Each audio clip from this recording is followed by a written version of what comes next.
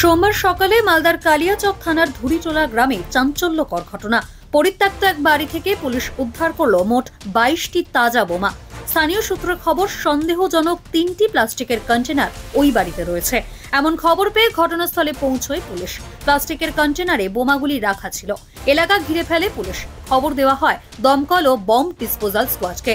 বোমাগুলি উদ্ধার করে নিরাপদ জায়গায় নিয়ে গিয়ে নিষ্ক্রিয় করে বম্ব ডিসপোজাল স্কোয়াড। ঘটনার তদন্ত শুরু করেছে কালিয়াচক থানার পুলিশ।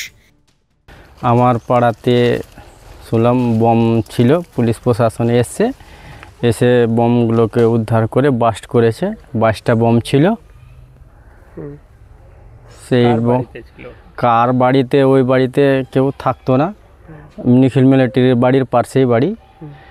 ওটা আমরা শুনলাম, শুনে গিয়ে পুলিশ প্রশাসন এসে সে বমটাকে এই যে জঙ্গলে নিয়ে এসে বাস্ট করে। কে বা কারা এত তাজা বোমা মজুত করেছিল তা খতিয়ে দেখছে পুলিশ। এলাকায় এখনো আতঙ্কের পরিবেশ।